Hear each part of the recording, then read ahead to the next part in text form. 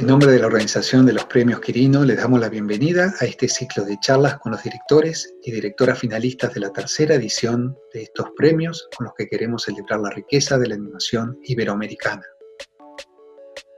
Este programa forma parte de lo que hemos definido como el Mes Quirino, una iniciativa en la que presentamos distintas actividades para profesionales y público en general, con la animación iberoamericana como denominador común.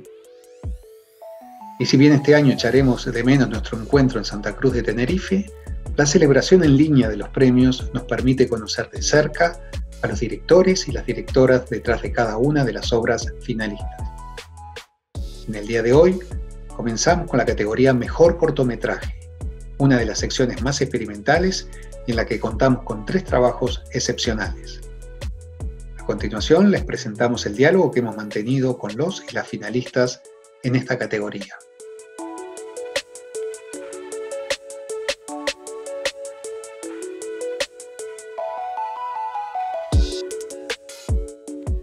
Eu confesso que não senti nenhuma diferença na minha vida pessoal, no meu dia-a-dia pessoal, porque mais uma vez moro no campo, trabalho em animação e a animação só por si é um auto-isolamento. Nós passamos muitas horas confinados com os nossos desenhos e nesse aspecto não senti diferença nenhuma.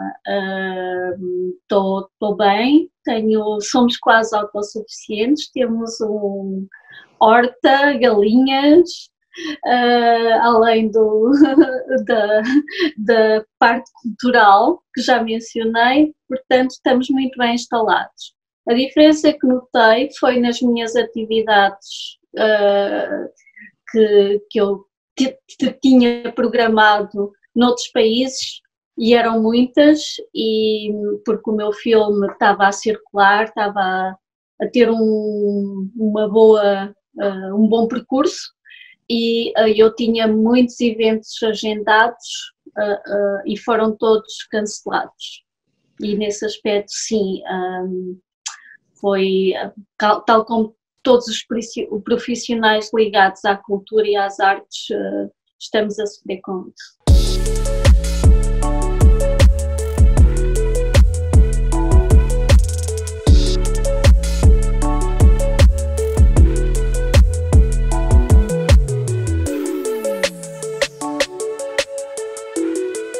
Pois o meu tio Tomás era de facto o meu tio Tomás, foi o homem,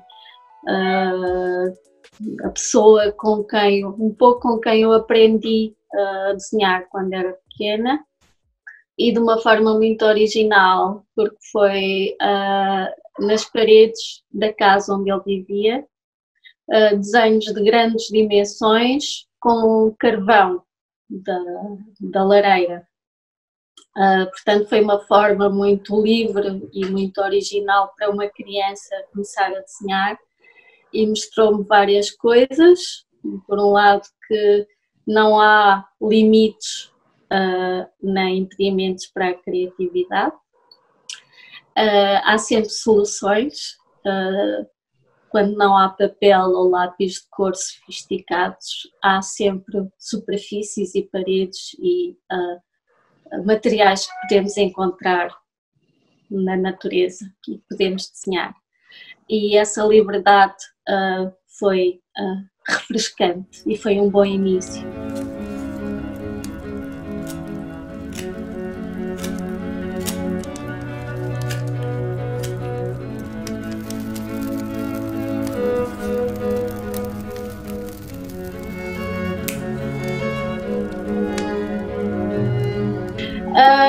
E foi essa forma original, esse início da minha atividade artística e esse carinho que eu tinha pelo meu tio, que me levou a dedicar-lhe este filme. Ele era um homem desconhecido, não era uma pessoa importante, era completamente anónimo, era um pouco diferente, porque ele tinha uma série de obsessões, vivia sozinho, não tinha família, não tinha filhos, não era casado, e tinha uma série de obsessões, uma delas, a principal, era a sua obsessão pelos números, por cálculos, e tinha toda uma coleção de documentos, mantinha um diário, e tinha uma coleção de documentos cobertos de números, porque ele dedicava uma parte do dia a fazer esses cálculos. Ele faleceu em 2005, eu guardei esse material e eu achava aquilo muito bonito, ele sempre me fascinou e eu achei que valia a pena dedicar o filme, um dos meus trabalhos, e usar o material que ele deixou.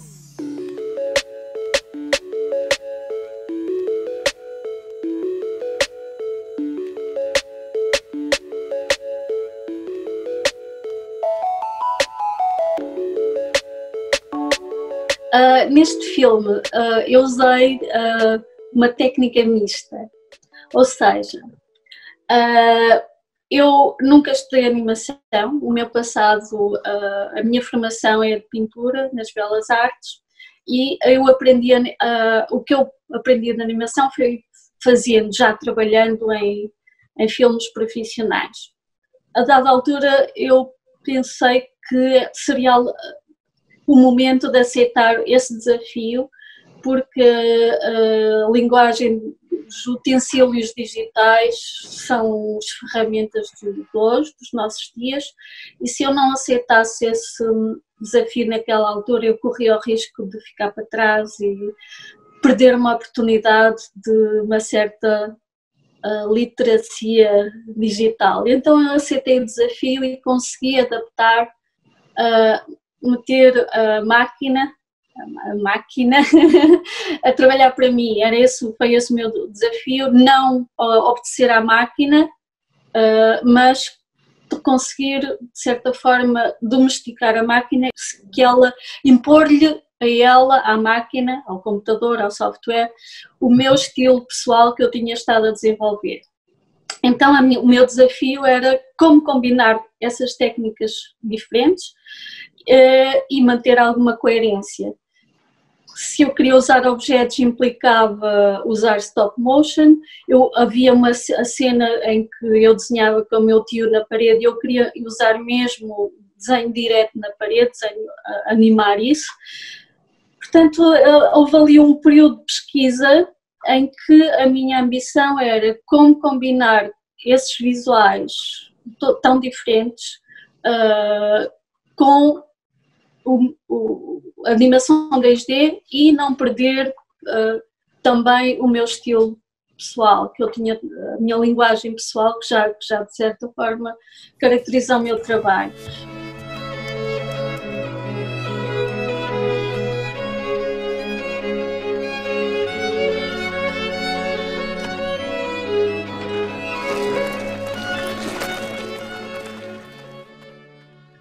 Existe um longo percurso iniciado pelo Abi Feijó, o meu produtor e meu companheiro, que nos anos 90 foi ele que, de certa forma, deu origem a estas, já vamos na terceira geração de autores, e criou um respeito e um culto da curta-metragem de autor.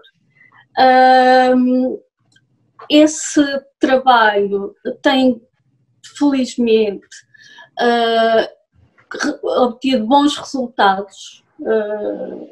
Começou com o Abi, eu e o José Miguel Ribeiro fomos a geração seguinte, também conseguimos bons resultados e isso tem criado credibilidade e isso permite também que o nosso Instituto do Cinema tenha continuado a manter os apoios financeiros a este tipo de trabalho.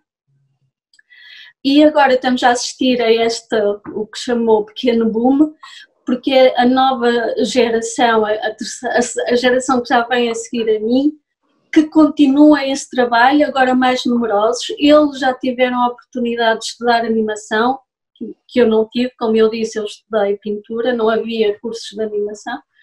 Agora já há, alguns já foram para escolas em Inglaterra, em França, estudaram lá animação e agora voltam e continuam esse percurso iniciado pelo Abis, continuado por mim, e eles continuam e com muito bons resultados e com entusiasmo essa tradição da curta-metragem de autor. E penso que é isso que Portugal faz a diferença. Se não temos indústria de animação, temos apostado na criação e usufruindo felizmente desses apoios do ICA, acho que a maioria dos autores tem feito um trabalho sério, empenhado e lá está, não somos competitivos na indústria da animação, mas somos competitivos na parte artística da animação.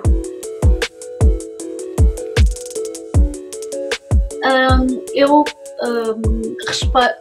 sinto-me mais à vontade na curta-metragem de animação e penso que, a não ser que algo extraordinário aconteça, mas penso que nunca vou realizar uma longa-metragem.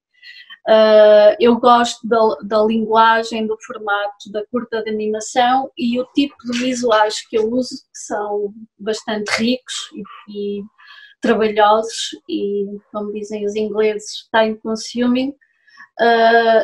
Seria possivelmente impossível usar esse tipo de linguagem visual numa longa e eu teria que aceitar compromissos artísticos a nível visual que não me apetece fazer, por um lado.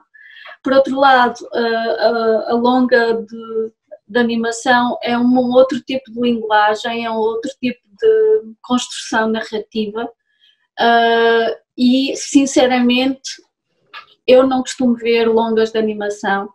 Elas respeitam um outro tipo de regras, porque têm que seguir, porque são exigências do mercado, nas quais eu não aprecio o seu valor artístico de uma longa-metragem.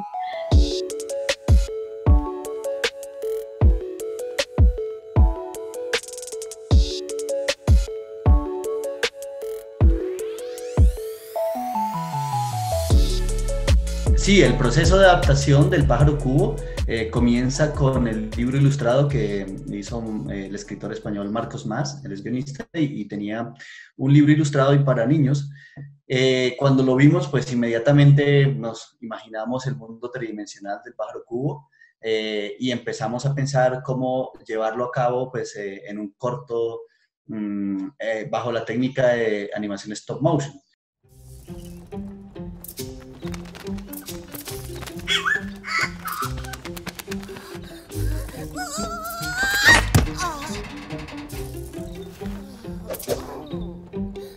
El stop motion tiene una riqueza visual en la textura y en los detalles de los personajes que lo hacen como más cálido, como más humano de alguna manera, y queríamos un personaje que tuviera esas cualidades. Por ejemplo, pensar en que sí, que el pájaro es amarillo, que es un cubo, pero ese cubo, si le aplicamos, por ejemplo, bordados o unas telas que tengan esas texturas, va a darle más esas cualidades físicas que acercan el personaje al espectador. Entonces, empezamos a explorar el diseño del personaje, que cambió mucho con respecto al personaje del libro ilustrado, pues porque al empezar a trabajar directamente con los materiales, empezamos a descubrir otro lenguaje distinto al que nos habíamos configurado al principio en los bocetos, digamos, de 2D. El stop motion además nos permitía jugar con la iluminación, tiene muchos componentes de cinematografía en la parte fotográfica, pues, y nos permitía, por ejemplo, aportarle esos estados de ánimo o escenificar mucho mejor ciertos momentos del cortometraje. Entonces el cortometraje arranca con unos instantes muy fríos, digamos que es como su vida inicial, que empieza él prisionero en una jaula y su mundo es gris y eso más opaco. Y a través de una ventana ve que hay otro mundo a donde él quiere llegar, que es un mundo lleno de color, lleno de luces brillantes, no colores saturados, sonidos más vívidos, y es hacia donde él se va. Además que, bueno, el pájaro cubo está dirigido a niños de 4 a 7 años. Entonces, estos niños también están pasando por una etapa de exploración y las texturas se acercan mucho al público, lo hace atractivo para el público, y el stop motion es de las técnicas de animación que nos permite pues que eso exista, ¿no? Son como la los textura es más juguetes, son sí, como claro. los juguetes con los que los niños juegan a esa edad. El pájaro seguía, engullendo todo el día. No cantaba, no saltaba, pues espacio no quedaba. Al final, tanto comió que entera la jaula llenó. Lo que antes fue su casa era una masa de grasa. Don Jaime, horrorizado, dijo: Lo he descuidado. Mañana me iré muy pronto. Compraré a este bicho tonto una jaula más holgada. Que aquí... Bueno, nosotros con respecto al arte tuvimos un espacio de exploración bastante largo. Cuando nosotros encontramos el cuento, Alberto dijo, esto es stop motion y quiero que hayan muchas texturas.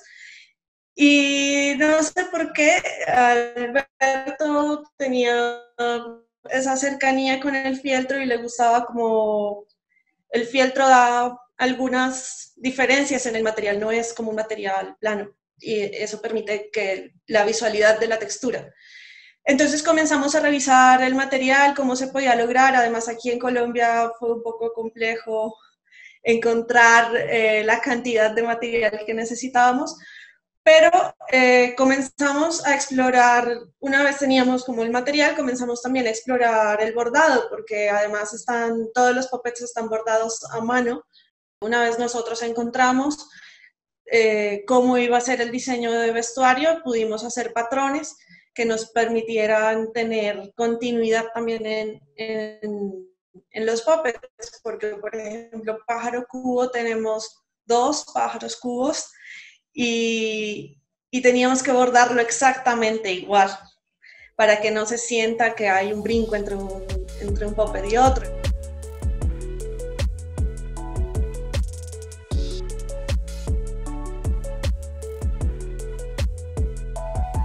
Y lo mismo con el arte, teníamos con el pueblo.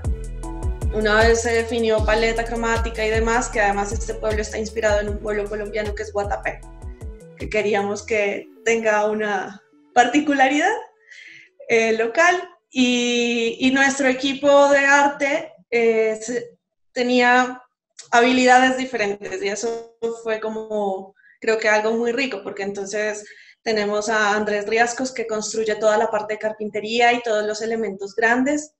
Teníamos a Luisa Villa y Francés que son expertos en hacer cositas pequeñas.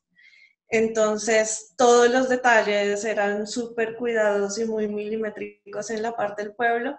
Y pues por el otro lado estaba yo con la parte de vestuario y nuestro equipo brasilero en la parte de estructuras. Entonces fue también descubrir la habilidad que cada uno en el equipo tenía para poder enganchar y lograr lo que ya se ve en el corto. Sí, bueno, a nivel de producción, más que una coproducción como tal de negocio a la que nos acostumbramos, es justamente un trabajo de colaboración, colaborativo con amigos que vamos conociendo en todos los eventos por los que pasamos. Entonces, con Marcos nos conocimos en un mercado, en Ventana Sur, y me dice, Ángela, yo escribo cuentos. Entonces me mostró el cuento y fue como, y lo quiero animar. Bien, perfecto, anímalo. Y después, así, en el proceso se fueron sumando personas que al principio, pues, como todo proyecto, comienza con el corazón. Y ya cuando íbamos teniendo cosas, íbamos sumando gente, así conocimos a Marcos, Ana y Joseph Spekernis, que los conocimos en un taller en Bolivia, y con ellos. De hecho, ellos tenían un proyecto y dijeron, queremos manos. Y entonces fuimos para allá y trabajamos por medio de un intercambio de servicios, tanto los puppets como la postproducción. Y después también con Jack, que es el animador de Animaedro, es el representante de Animaedro. Entonces también nos conocimos por un evento que estábamos haciendo nosotros, le mostramos las estructuras y dijo, bueno, yo quiero animar, bueno, perfecto. Y terminamos teniendo una producción asociada con Animaedro y pues la coproducción con Cinta Adhesiva, que se sumó más tarde. Pero sí, más que todo es un trabajo colaborativo y con amigos. Sí, el proceso de trabajo aquí en Popayán tuvo varias aristas, digamos, y varias ganancias. Por ejemplo, la primera es el proceso de aprendizaje, que, por ejemplo, involucró estudiantes de la Universidad del Cauca. Nosotros somos docentes allí en la Universidad del Cauca, diseño gráfico. Ellos empezaron cuando no se habían graduado, estaban, bueno, en la mitad de su carrera, y al término del proyecto ya se graduaban y terminaron sus proyectos también. Entonces fue como un aprendizaje de todos estos años que duraron involucrados. De hecho, los que trabajaron en arte aquí, Francés, Luisa y Andrés, fueron los primeros que dijeron sí al proyecto y los que se involucraron desde el principio. Entonces ellos fueron incondicionales desde el momento en que el proyecto empezó. Con ellos, además, cuando vinieron las otras personas a trabajar aquí con nosotros en Popayán y todo, pues se alimentaron mucho su proceso. Fue algo que nos fue muy grato, digamos, compartir con ellos. Y después empezamos también a pensar en otros proyectos que involucrara todo el crew, pues el equipo que habíamos formado. La universidad pues apoyó también ese proceso, digamos, facilitando incluso ese intercambio de las personas que venían de fuera. Y también enriqueció ese trabajo conjunto. Los premios Quirino para nosotros, desde el año pasado tuvimos la oportunidad de asistir también ya directamente a Tenerife. Bueno, aparte que fue una experiencia increíble el lugar, todo. También fue una oportunidad para evidenciar esos impulsos que se están haciendo en España, por ejemplo, en la industria de la animación. Entonces, el hecho de que era la isla Cartoon y esta idea de un lugar donde se está impulsando como un clúster, un centro de animación, donde se está llamando a la gente a nivel iberoamericano y a nivel internacional en general a que centren la atención allí, nos pareció algo increíble, muy bueno, una idea genial, digamos que en nuestros países también, digamos, uno debería empezar a pensar en dónde fortalecer esos encuentros. Entonces nos pareció una red muy buena y pudimos contactar gente que pues, o sea, de otra manera es muy difícil. Entonces, para mí, digamos, la primera conexión de Quirino es con ese eje que atrae a todos los otros animadores y que convoca para colaborar. Entonces me parece que esa es mi primera impresión de los premios Quirino. Ahora que estamos en la versión online, pues sí, las condiciones cambian, no son iguales, no está el contacto persona a persona, pero digamos que se sigue sintiendo la misma fraternidad. Digamos, estamos haciendo unos encuentros online en donde podemos hablar con las personas que estamos participando en los foros, con las empresas, y en la parte, digamos, de las redes estamos viendo, digamos, que se está moviendo también la parte del contacto con los espectadores y pues se mantiene la intención de que la gente se interrelacione, interactúe en torno a la animación. Sí, además es como la gran familia. Realmente nosotros también preferimos estos espacios que son más amables y más familiares. El año pasado es muy interesante ver cómo el año pasado estuvimos, por ejemplo, en una cena colectiva, como si todos nos conociéramos de todo el tiempo, y eso hace que justamente podamos fortalecer lazos de cooperación entre un estudio y otro. Además, creo que Quirino está como en un punto clave, ¿no? Porque tiene una cercanía también con Latinoamérica desde Tenerife. Lo que nosotros descubrimos el año pasado es que tienen una cercanía con Venezuela bastante interesante, pero además está en Europa, entonces creo que es bien interesante porque nos hemos sentido separados unos de otros, de pronto entre Europa y Latinoamérica, pero justo Tenerife es como un punto clave donde permite esos encuentros y creo que Quirino lo logra de esa manera. De hecho, también los invitados tienen, creo que tienen esa misma sensibilidad por la fraternidad. Ayer tuvimos nuestra primera reunión con Barry O'Donoghue de Irlanda y también fue como, es la primera vez que nos veíamos, pero fue como ya habernos conocido antes y podíamos intercambiar cosas, contactos y es bastante interesante. También es un proceso formativo con gente que tiene mucha experiencia más que nosotros y es muy, muy interesante.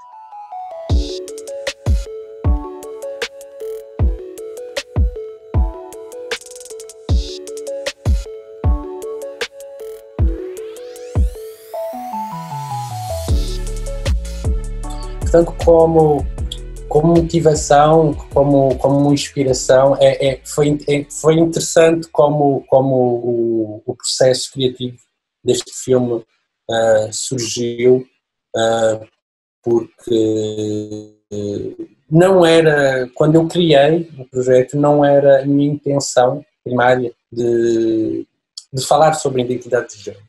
Ainda não conhecia o projeto, ainda estava em fase embrionária, portanto, o que eu tinha no início, todo o projeto, toda a concepção visual do filme, ele surgiu com essa ideia de uma criança que nasce dentro da terra, portanto, uma criança que está a crescer como se fosse uma planta. Essa foi a primeira imagem que eu tive do filme. Por exemplo, uma das versões, essa criança, ela crescia e se transformava numa árvore, ora ela desenvolvia-se e o corpo dela crescia e ela depois partia desse espaço onde se ela encontrava. Então, passei por várias versões diferentes, até que um dia eu comecei a questionar a identidade sexual dessa criança. Eu comecei a pensar no sentido, será que é uma menina, será que é um menino? Eu, como autor do projeto, comecei a questionar, será que é mais interessante utilizar uma protagonista de sexo feminino ou de sexo masculino? E foi nesse momento em que eu pensei, nós não estamos a ver o corpo. O corpo está completamente coberto dentro da Terra. Portanto, só o que nós temos de fora é todo o seu lado, vamos dizer, intelectual, o seu lado, a sua personalidade, não é? A sua cabeça, portanto, a sua identidade. Portanto, como ela pode se interligar com o mundo, com a educação dos seus, com a educação dada pelos seus pais. Então foi nesse momento em que eu pensei que seria interessante em explorar essa parte, o facto do corpo não estar ligado com a identidade. E foi aí, nesse momento, foi a primeira vez em que eu pensei, olha, será interessante falar sobre identidade de género.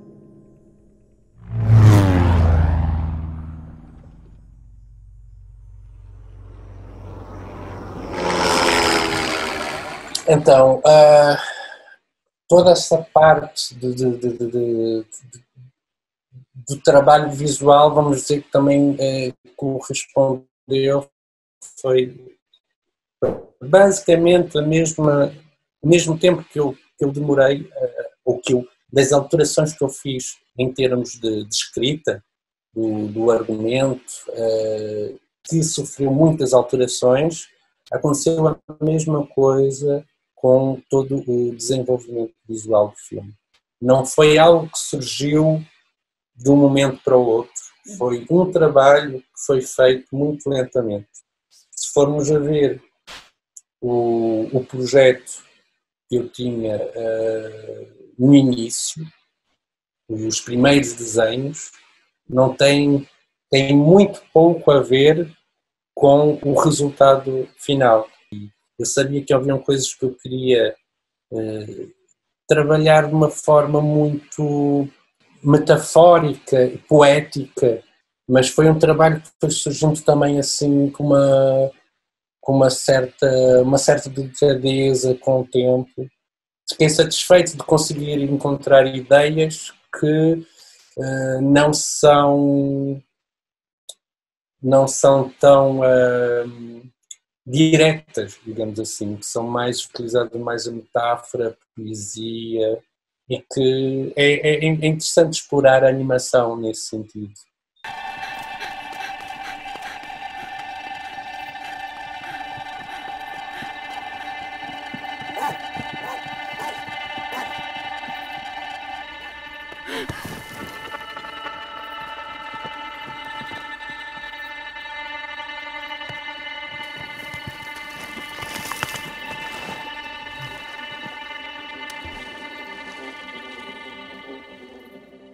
Para mim foi uma experiência fantástica, porque eu estive a trabalhar com equipas em Portugal, em França e na Bélgica, e eu a trabalhar a partir de casa.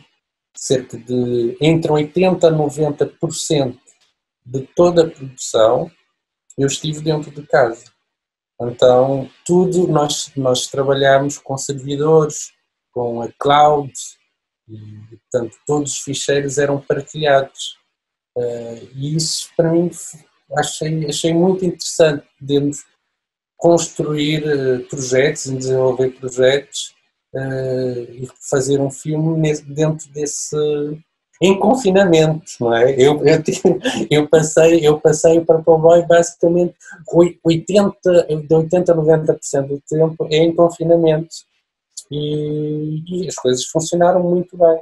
Cheguei a trabalhar com pessoas no meu filme, uma pessoa em particular, Miguel Lima, foi um belíssimo assistente, uma pessoa que foi basicamente no braço direito em toda a criação da animação, que nós trabalhámos, eu conheci-o, quando começámos a trabalhar os 2 primeiros dias. O primeiro dia nós trabalhámos em casa da minha mãe e em segundo dia trabalhámos em casa dos pais dele. E a partir daí trabalhámos 1 mês e 2 meses à distância. 1 ano e 2 meses à distância. Então foi incrível como conseguimos trabalhar esse tempo todo à distância. Eu acho fantástico, e eu agora até posso dizer por duas, visto como eu sou luso-brasileiro, eu falo como brasileiro e falo como português. Brasileiro, porque eu nasci no Rio de Janeiro e acho interessantíssimo ver a produção brasileira ser repensada. Acho que nós todos temos estado a par do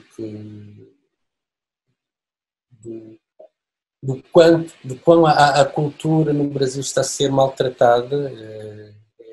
É muito triste de ver a produção brasileira durante tantos anos escalou, conseguiu superar e em termos de produções, não digo só de curtas-metragens, mas também de longas, de séries, então conseguiu ter uma autonomia tão forte e é mesmo muito triste de ver, tenho estado em contato com muitos amigos no Brasil e é triste ver toda essa situação política que se passa lá. Em relação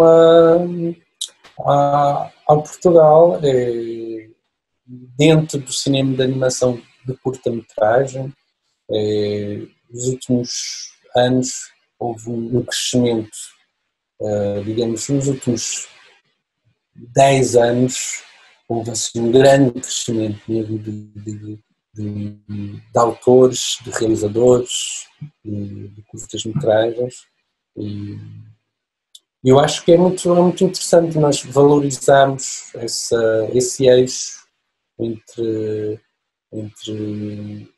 países lusófonos e os países, digamos, hispanofónicos e reunirmos essa